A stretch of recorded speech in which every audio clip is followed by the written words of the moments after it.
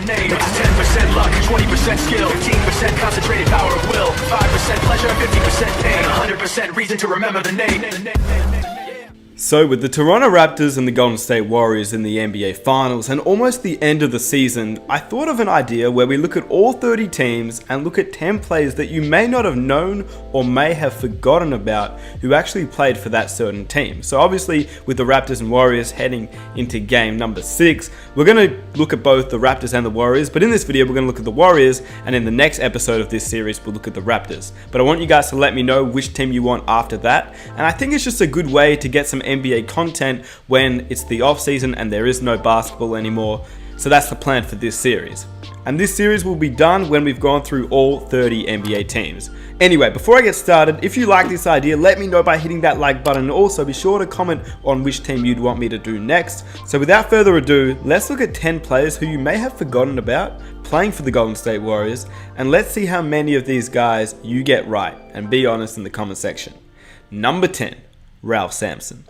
He's number 10, but many people don't realize that apart from being one of the top spots on the What Could Have Been list and the Houston Rockets' first overall pick in the 1983 NBA draft, he was also a part of the Golden State Warriors from 1987 till 1989. Sampson's incredible size and unnatural agility for a man that was 7'4" is just insane. He was able to burst on the NBA scene as a rookie, averaging 21 points, 11 rebounds, 2 assists, 2.5 blocks per game in his first season. He was also named an All-Star and won the NBA Rookie of the Year award. But he was injured halfway into the 1987-88 season, which unfortunately was not uncommon for Sampson. Evident through his name being one that people just remember for what could have been with Hakeem Olajuwon after making the finals in 1986. The Twin Towers were meant to do big things, but it just wasn't meant to be. Sampson's knee and back troubles worsened, and he never played a full season in the remaining years of his career. He was only able to average 6.4 points and 5 rebounds with the Golden State Warriors in 1988-89. Number 9, Muggsy Bogues.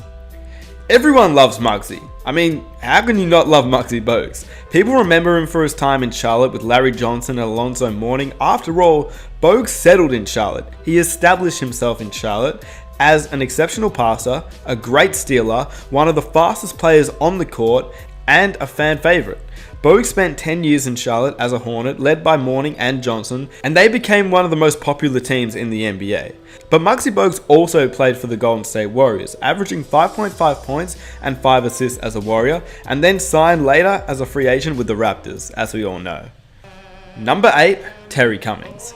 If you don't know who Terry Cummings is, you should, because in my opinion, he's one of the most underrated players that I know of. He's a top 50 scorer of all time. He was a Rookie of the Year who averaged 23 points, 10.4 rebounds, which is insane. He was averaging 16.6 points and 7 rebounds through his 17-year NBA career until he joined the Warriors, in which he averaged 9 points and 5 rebounds a game for his first season, and then 8 points and 5 rebounds in his last season before retiring. He's obviously best known on his time with the Bucks, where he made the All-Star team twice, and obviously he had a great career with the Spurs as well, but many people forget or don't even know about him playing for the Golden State Warriors. Number 7, Richard Jefferson. This is one of those guys where we just think of him and remember his time in Cleveland because he won a championship beating the Warriors, and it almost seems a little bit weird seeing him in a Warriors jersey, considering the Cavs-Warriors rivalry in the last few years was insane. It's one that is just easy to forget he even played for them, as he averaged less than 5 points in his time in Golden State. In the end, he was an integral part of the Cavaliers though, who actually beat the Warriors despite being down 3-1, the first team in NBA history to come back being down 3-1.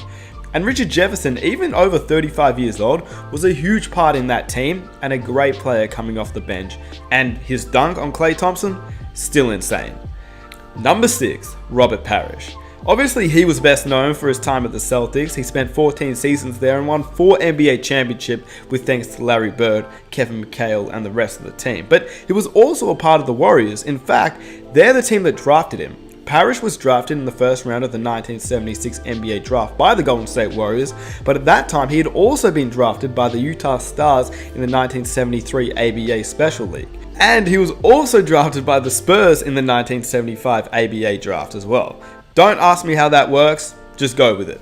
Parrish signed with the Warriors in the end, and the Warriors were NBA champions in 1975, 2 years prior to Parrish's rookie season campaign. However, when Parrish joined the Warriors, their decline began immediately. They missed the entire playoffs completely from 1978 to 1980, and then he became a member of the Boston Celtics. Number 5, John Starks. Okay, so did you know that Starks played for the Warriors? If you did you know he played for them twice in 2 different occasions? Although he was passed over in the 1988 NBA draft, Starks signed with the Golden State Warriors in September of 1988 as a free agent. This was his rookie year. The thing is, if you know the Golden State Warriors, you know that the 1988 draft was a special one because they drafted shooting guard Mitch Richmond as well, with the 5th overall pick, which meant that Starks played limited minutes in only 36 games, while Richmond won Rookie of the Year. But in the second stint with the Warriors in 1999, he averaged about 14 points and 5 assists and was actually pretty solid before he left. Number 4, Jamal Crawford. Because Jamal Crawford hasn't aged a day since joining the NBA in the year 2000, apart from a few more tattoos, this image of him in a Warriors jersey almost looks photoshopped, but it's not. And to be honest, they're actually a team that should be targeting him again next season. Crawford only played in 54 games for the Warriors, but he did start in all of them, averaging nearly 20 points a game with 4.4 assists and 1.5 rebounds. But because the Warriors did not qualify for the playoffs in the 2008-09 season, they traded Crawford to the Atlanta Hawks. The Warriors did go on to draft Curry that year, so I guess it turned out alright. Number 3. Can I just mention one guy's name who I think is one of the most underrated players of our era, who nobody ever talks about anymore, is Mark Price. He was so good. You remember how hardest good? to check on the pick and roll. He was splitting the pick and roll. Man. He created the split. Mark Price has been known as one of the most underrated point guards of all time. He's a 4-time All-Star. He's a 2-time NBA 3-point contest winner. He's part of the 50-40-90 club. He's got his jersey retired by the Cleveland Cavaliers. He was a really, really good player. He was obviously best known as a Cleveland Cavalier, with 4 of his All-Star appearances being with the Cavaliers, and Mark Price actually revolutionized the way that people attack on the screen and roll. He was the first guy who really split the screen and roll, and everybody knew that if they were up against Mark Price, it was going to be a tough night because he was seriously good. Anyway, he actually ended up on the Golden State Warriors in the 1996-1997 NBA season, where he averaged 11 points and 5 assists with a steal per game. He shot 90% from the free throw line, almost 40% from 3, and about 45% from the field. So he was extremely efficient, just as he was his entire career. But I reckon a lot of people never knew that Price actually was a Warrior at one point. Number 2, Nick Van Exel. Most will probably remember Nick Van Exel from his Laker days. I mean, this guy crossed up plays, had a smooth left-hand jump shot, but Van Exel also spent some time in Golden State as well. In fact, he spent 39 games there. Van Exel was traded in August of 2003 to the Golden State Warriors during the 03-04 season. He played in a career-low 39 games, averaging 12.6 points and 5.3 assists. Van Exel was a veteran by the time he got to the Warriors, having spent most of the late 90s with the Lakers and the early 2000s with the Nuggets and the Dallas Mavericks even before then. Obviously, it was a big demotion for Van Exel as he went from a playoff contender with the Dallas Mavericks to a team that had the longest playoff drought in the NBA at the time, which obviously that made Van Exel kind of not want to play for the Warriors, considering he was almost about to win an NBA championship. At least try to. Number 1, Chris Webber. Chris Webber. Now, you probably know about Chris Webber playing for the Warriors. I mean, he got drafted there, he had a crazy move on Charles Barkley behind the back, yammed it in his face. I mean, we all know that the Orlando Magic passed up on Chris Webber and they chose Penny Hardaway instead, pairing Shaq and Penny instead of Shaq and Webber, but this isn't this time. This isn't the 1993 rookie Chris Webber playing for the Golden State Warriors. This is the Golden State Warriors Chris Webber of the year 2008. 15 years after he got drafted there, Warriors fans are probably still upset over the fact that Webber did not play his prime years in Golden State because he immediately after his rookie season left the team because he didn't like the coach. Anyway, he finished where he started as he got drafted to Golden State and retired in Golden State. He only played 9 games for the Warriors, averaging 3.9 points, 3.6 rebounds in 14 minutes per game.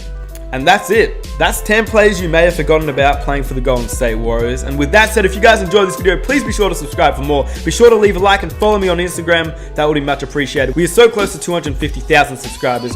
But let's see if we can reach 1,000 likes for the next episode of this series, which will be on the Toronto Raptors. If you enjoyed this video, be sure to check out some of my other videos. And I am out. Peace.